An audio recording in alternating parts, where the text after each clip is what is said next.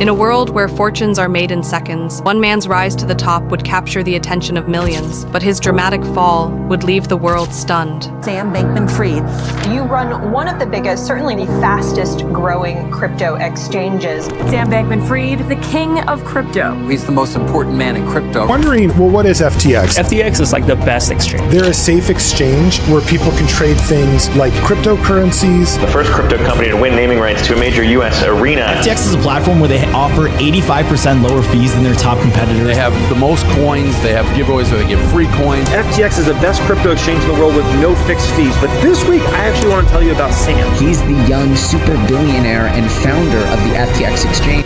Yeah, my name is Sam Bankman-Fried. I'm the CEO co-founder of FTX. Did you ever imagine that at 25, when you got involved, you would now be one of the most important people in the crypto world and have become a multi-billionaire? The nicest people in crypto, but one of the smartest as well. SBF, thanks for taking the time out of your day down in the Bahamas to join us. How you doing over there? FTX was asking for special treatment. FTX might be heading into a bankruptcy process. A liquidity shortfall of around $8 billion. I cannot imagine a scenario where $8 billion just disappears. Sam Bankman-Fried has been arrested in the Bahamas, Is being held in jail. Sam Bankman-Fried will be extradited to the U.S. 8 criminal charges. Bankman-Fried and his co-conspirators stole billions of dollars from FTX customers. Highly unlikely anyone would recover losses. I was shocked by what happened this month. I think this will go down as one of the largest financial crimes in history. As FTX spiraled into bankruptcy, Bankman-Fried's empire crumbled faster than anyone could imagine. From a billionaire to a criminal suspect, his rapid downfall left the world in disbelief. But the dream would quickly turn into a nightmare. A stunning revelation shook the foundations of the crypto world. Allegations of fraud, mismanagement, and billions in missing funds. I think it's fair to say that by anyone's lights, this is one of the biggest financial frauds in American history. आज हम बात करने वाले हैं एक ऐसे लड़के की जिसकी कहानी सुन के आपका दिमाग घूम जाएगा। सैम बैकमैन-फ्राइड, और लोग सोशल मीडिया पे उसे SBF कहते थे। ये एक ऐसा नाम था जो 2022 तक हर किसी की जुबान पे चढ़ा हुआ था। एक 30 साल का लड़का जिसकी कंपनी FTX की वैल्यू थी $32 बिलियन, मतलब 2.5 लाख करोड़ रुपए से भी ज्यादा। सैम को लोग क्रिप्टो का मसीहा बोलते थे, एक जीनियस जो क्रिप्टो मार्केट को नई ऊंचाइयों पे ले जा सकता था। लेकिन ये कहानी उतनी सीधी सादी नहीं है जितनी दिखती है। ये एक सपना था जो जल्द ही एक बड़ा फ्रॉड बन गया और इसने दुनिया भर के लाखों लोगों के पैसे का पूरा सत्यानाश कर दिया। सैम का जन्म 1992 में हुआ, और वो भी किसी छोटे से गांव में नहीं, बल्कि स्टैनफोर्ड यूनिवर्सिटी के कैंपस में, जहाँ उसके पेरेंट दोनों प्रोफेसर थे। उसके मम्मी पापा दोनों लॉ के बड़े पढ़े लिखे लोग थे और उसका परिवार अमीर और इंटेलेक्चुअल था। उसकी आंटी कोलंबिया यूनिवर्सिटी की डीन थी और भाई वॉल स्ट्रीट ट्रेडर। मतलब सैम के लिए पहले से ही सब कुछ थाली में परोसा हुआ था। बचपन से ही वो अलग था। मैथ्स और साइंस में उसका दिमाग तेज था और वो गेम्स और पजल्स का शौकीन था। स्कूल के बाद वो MIT गया, वो कॉलेज जहाँ दुनिया के सबसे बड़े बड़े दिमाग पढ़ते हैं, और वहाँ उसने फिजिक्स और मैथमेटिक्स में डिग्री ली। MIT में सैम की जिंदगी बदली जब उसकी मुलाकात हुई विल मैकएस्किल से, एक ऑक्सफोर्ड का फिलोसोफर जो इफेक्टिव ऑल्ट्रिज्म का गुरु था। ये एक ऐसा आइडिया था जो बोलता था, अगर तुम दुनिया में अच्छाई लाना चाहते हो तो पहले खुद सुपर रिच बनो, फिर वो पैसा गरीबों में बांट दो। He is the Associate Professor of Philosophy at the University of Oxford, co-founder of the Effective Altruism movement. For the last 10 years, my colleagues and I have developed a philosophy and research program that we call Effective Altruism. He has pledged to donate everything you earn to organizations. Sam के parent ने उसको पहले से ही utilitarianism सिखाया था, मतलब ज्यादा से ज्यादा लोगों के लिए ज्यादा से ज्यादा अच्छा करो। विल ने सैम को बोला था कि चैरिटी में काम मत करो, बड़े पैसों के पीछे जाओ और फिर उसको दुनिया भर में फैलाओ। सैम ने ये बात दिल पे ले ली। उसने सोचा मैं भी बिलियनियर बनूंगा और फिर दुनिया के हर कोने में मदद पहुंचाऊंगा। ये सपना था उसका बड़ा बनने का। कॉलेज के बाद सैम ने जेन स्ट्रीट कैपिटल ज्वाइन किया, एक न्यूयॉर्क की हाई फ्रीक्वेंसी ट्रेडिंग फर्म जहाँ वो दिन रात स्टॉक और सिक्योरिटीज की ट्रेडिंग करता था। वहाँ उसने दिखाया कि उसका दिमाग कितना तेज है। वो ट्रेड्स में मास्टर बन गया और अपनी सैलरी का 50% चैरिटी में डोनेट करना शुरू किया, जैसे सेंटर ऑफ इफेक्टिव ऑल्ट्रिज्म को और 80,000 आवर्स को। ये नॉन प्रॉफिट ऑर्गेनाइजेशन थी। वहाँ उसकी एक दोस्त बनी कैरोलाइन एलिसन, एक और मैथ्स ग्रीक जो इफेक्टिव ऑल्ट्रिज्म में बिलीव करती थी। दोनों का प्लान था बड़ा पैसा कमाना और दुनिया को बदलना, लेकिन सैम को लगा ये काम छोटा पड़ रहा है। अगर सच में बड़ा इम्पैक्ट लाना है तो बड़ा रिस्क लेना पड़ेगा। 2016 में उसने जेन स्ट्रीट छोड़ दी और अपनी कंपनी शुरू की। नाम था अल्मेंडा रिसर्च, एक crypto trading firm. We do cryptocurrency, Bitcoin arbitrage. No one's going to give you a bank account. That's your company name. But everyone wants to serve a research institute. फिर 2019 में Sam ने एक और बड़ा धमाका किया। उसने FTX लॉन्च किया, एक क्रिप्टो एक्सचेंज जहां लोग बिटकॉइन, इथेरियम जैसे डिजिटल कॉइन खरीद और बेच सकते थे। ये आइडिया इतना बड़ा था कि इन्वेस्टर की लाइन लग गई।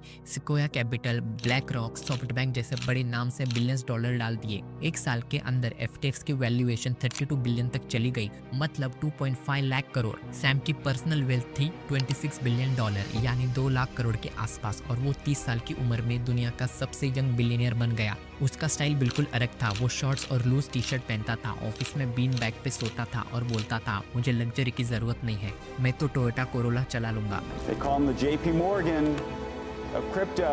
Lives a relatively understated life. For a billionaire, he drives a Toyota Corolla to FTX's offices in the Bahamas. He lives with 10 roommates and a golden doodle named Gopher. They want you to focus on this weirdo who sleeps on the beach in a commune. Sam का अंदाजी उसकी ताकत थी। वो TV पे आता, बड़े बड़े इवेंट्स में बिल क्लिंटन और टॉम ब्रैडी जैसे लोगों के साथ फोटो खिंचवाता। फोर्ब्स मैगजीन ने सैम को कवर पे प्रिंट किया और देखते ही देखते वो क्रिप्टो वर्ल्ड का राजा बन गया। वो बोलता था वो अपनी 99% वेल्थ डोनेट करेगा। Do you have a sense of how much of your fortune you'd be willing to give away in the end? In the end, I think almost all of it, right? Like, I'm not particularly excited to dive into luxury. I'm not excited about yachts. A crypto billionaire plans to give away 99% of his money. What about your own legacy, Sam? What impact would you want to leave on the world? In the end, my goal is to do as much good as I can for the world. लोगों को लगा ये एक सच्चा simple लड़का है जो crypto को हर घर तक ले जाएगा, जैसे इंडिया में जियो ने इंटरनेट पहुंचाया। लेकिन ये सब ऊपर से चमक थी, अंदर से एक बड़ा गेम छुपा था। सैम के सपने बड़े थे, लेकिन उसके रास्ते थोड़े से टेढ़े चल रहे थे। अब इसके पीछे का असली खेल खोलते हैं और देखते हैं कि ये सपना कैसे झूठ का एम्पायर बन गया। अब यहाँ से सैम बैंकमैन-फ्राइड की कहानी में असली मसाला डलना शुरू होता है। सैम ने दुनिया को बोला कि उसकी FTX और अल्मेडा रिसर्च अलग अलग है। FTX एक एक्सचेंज था जहां लोग अपना पैसा जमा करके बिटकॉइन, इथेरियम जैसे कॉइन्स खरीद और बेच सकते थे, और अल्मेडा एक हेज फंड थी जो क्रिप्टो में रिस्की बेट्स लगाती थी। लेकिन ये अलग अलग सिर्फ नाम के लिए थे, असल में दोनों एक दूसरे से इतने जुड़े हुए थे कि जैसे दो भाई एक दिल। सैम ने इन्वेस्टर को सपना बेचा था कि उनकी FTX सेफ है और वो कस्टमर के पैसों को टच भी नहीं करते, लेकिन ये एक बड़ा झूठ था। उसने FTX से कस्टमर फंड्स को अल्मेडा में डालना शुरू किया, और वो भी बिलियंस में। $1 billion in customer funds were transferred to Alameda. Now, both the Wall Street Journal and Reuters are reporting that billions of dollars was being used on Alameda. So billions of dollars in FTX customer money is being traded on the Alameda, through their trading house. And so that's especially concerning. I mean, you can't take customer funds without their consent. And what's especially bad about it, Brian, is that it's a clear violation of FTX's own guidelines. What do we know about the use of customer funds from here to over here? Because that is spectacularly illegal. Oh yeah, that doesn't happen on Wall Street. That is a clear violation of securities. Oh, we're not in Wall Street. We're in the Bahamas. We're in the Bahamas. पर ये कैसे चल रहा था? FTX के अंदर एक secret backdoor था, एक सिस्टम जिससे अल्मेडा को अनलिमिटेड लाइन ऑफ क्रेडिट मिलती थी। मतलब वो FTX जितना चाहे पैसा निकाल सकती थी और कोई भी अलार्म नहीं बजता था।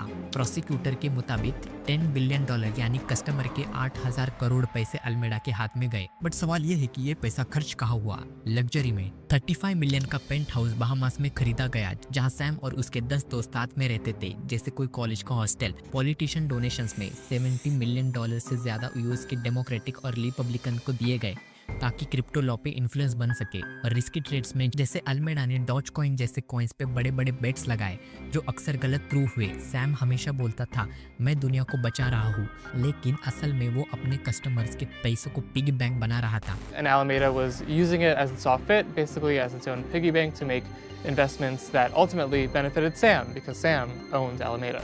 सैम का एक और बड़ा मूव था, FTT टोकन ये एक क्रिप्टो कॉइन था जो FTX ने खुद बनाया था और इसकी वैल्यू अल्मेडा के बैलेंस शीट पे दिखाई जाती थी। लेकिन ये FTT असल में मैजिकल इंटरनेट मनी था, मतलब इसकी कोई रियल वैल्यू नहीं थी, बस लोगों के भरोसे पे चल रहा था। सैम और उसकी टीम इस टोकन को कोलेटरल के रूप में यूज करते थे, यानी इसके नाम पे लोन्स लेते थे, लेकिन जबकि ये खाली हवा का गुब्बारा था। 2021 में जब क्रिप्टो मार्केट ऊपर गया, FTT की वैल्यू 85% तक पहुंच गई और सैम के पास बिलियंस के टोकन्स थे।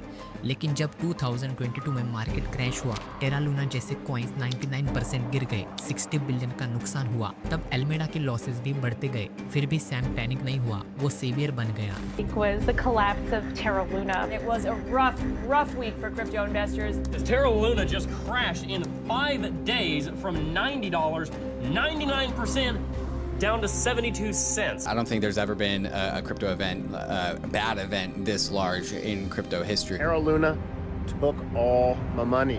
What was 115 grand about a month ago was now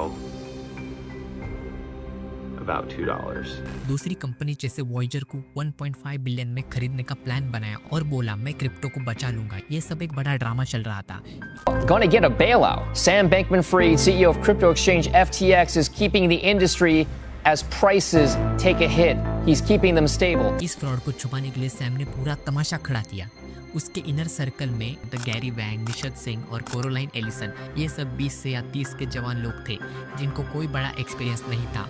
Gary और निशद ने FTX का कोड लिखा जिसमें वो सीक्रेट बैकडोर बनाया गया। कोरोलाइन जो एल्मेडा की CEO थी और सैम की सो कॉल्ड गर्लफ्रेंड, उसने भी इस खेल में बड़ा रोल प्ले किया।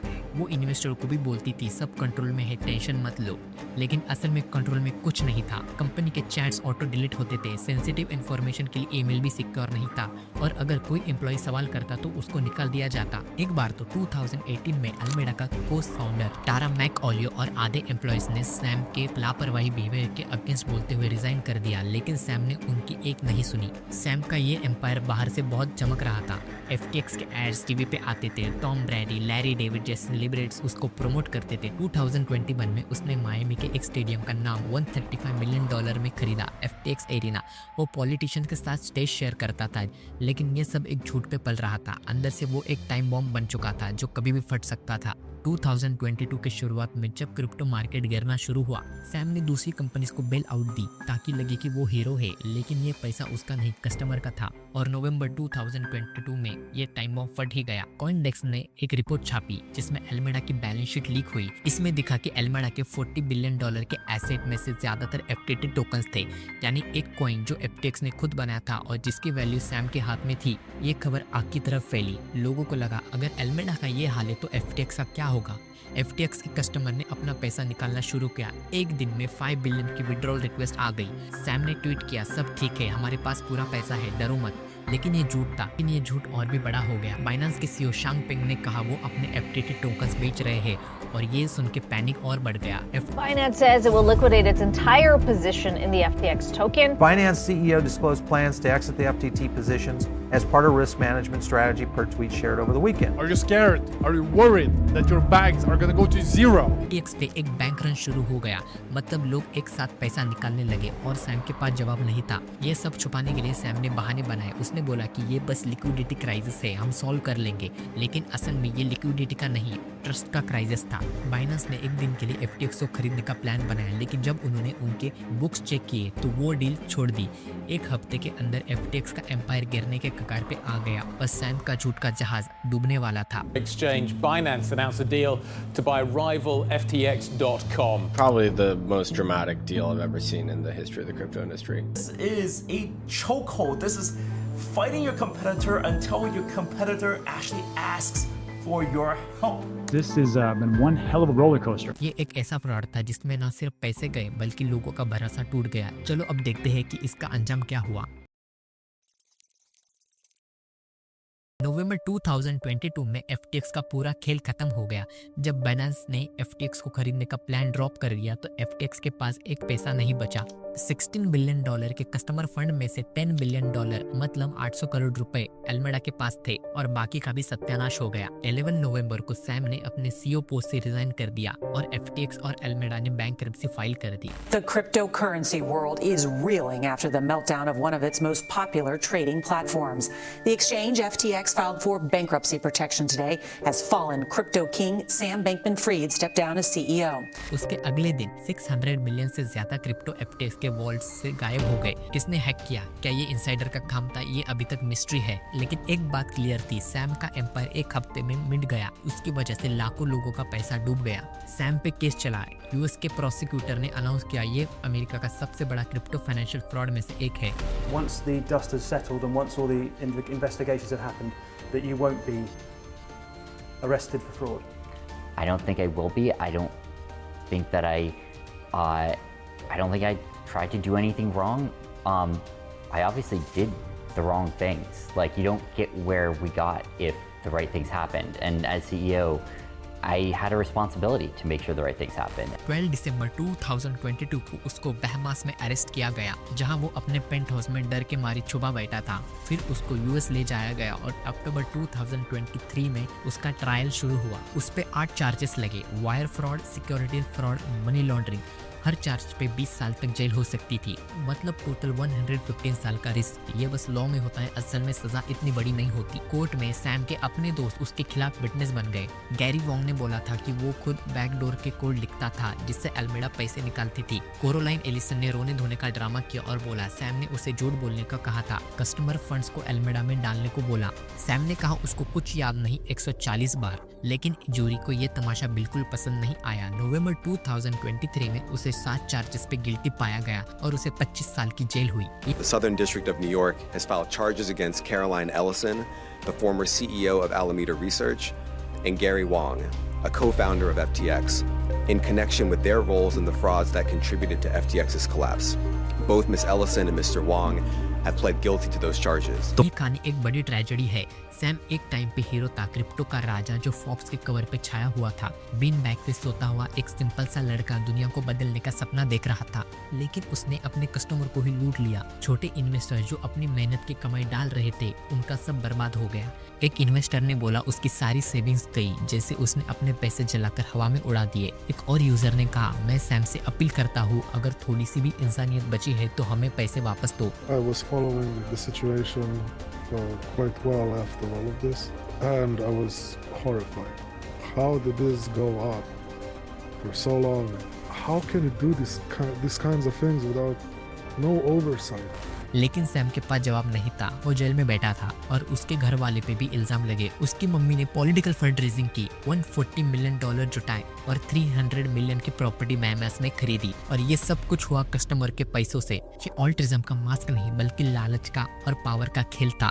FTX के बंद होने का असर बड़ा था। क्रिप्टो मार्केट से भरोसा टूट गया। लोग बोलने लगे अगर FTX जैसा बड़ा प्लेयर ऐसा करेगा तो किसके ऊपर ट्रस्ट करे। जॉन रे जो FTX के बैंकरप्सी हैंडल कर रहा था, वो बंदा जो एनरॉन जैसे बड़े फ्रॉड को देख चुका है, उसने बोला कि उसने अपने करियर में इतना बड़ा मेस कभी नहीं देखा। No proper record, no accountant, बस एक गैंग ऑफ किड्स चला रही थी ये कंपनी। और हाँ, एनरॉन जो अमेरिका का सबसे बड़ा कॉर्पोरेट स्कैंडल था, उसके ऊपर भी वीडियो जल्दी आने वाली है। तब तक के लिए उस सब्सक्राइब बटन को दबा दो। और हाँ, सैम के इनर सर्कल का हाल भी अलग ही चल रहा था। कैरोलाइन और गैरी ने अपनी गलती मान ली और जेल की सजा कम करने के लिए सैम के खिलाफ गवाही दी। कैरोलाइन को 2 साल जेल मिली। गैरी ने प्रोसिक्यूटर के साथ कोऑपरेट किया, इस वजह से उसको जेल की सजा नहीं हुई। लेकिन ये स्कैम सिर्फ सैम तक नहीं रुका।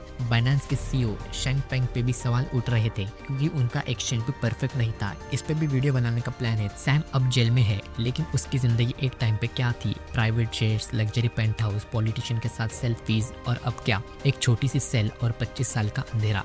सैम को मार्च 2024 में जेल हुई थी, यानी वो सीधा 2049 को फ्री होगा। उसने अपनी तकदीर खुद गिराई और साथ में हजारों लोगों के सपने को भी तोड़ दिया। ये स्कैम एक बड़ा लेसन सिखाती है, सपने बड़े देखो लेकिन झूठ और लूट पे अपना साम्राज्य मत बनाओ। और फिर से यहाँ सिलिकॉन वैली का fake it till you make it यहाँ पूरा फेल हो गया। सैम सोचता था वो क्रिप्टो का नया बाप बनेगा, लेकिन उसने एक ऐसा जहाज बनाया जो शुरू से ही डूबने के लिए तैयार था। इससे पहले हमने फेक लेडी स्टीव जॉब्स के ऊपर वीडियो बनाई है। अगर ये ये वीडियो आपको पसंद आई तो वो वीडियो भी आपको जरूर पसंद आएगी। ये कहानी यही खत्म नहीं होती, क्रिप्टो दुनिया में और बड़े प्लेयर्स हैं और शायद और स्कैम्स छुपे हुए हैं। आपको क्या लगता है, ये सिर्फ शुरुआत है? क्या क्रिप्टो पे भरोसा करना छोड़ देना चाहिए? कमेंट सेक्शन में अपनी राय बताना। If you like this video so don't forget to subscribe this channel and also like and share. This is hidden depth signing off, see you in the next one. तब तक के लिए सोचते रहो, सच के साथ रहो और अपने पैसों का ध्यान रखो।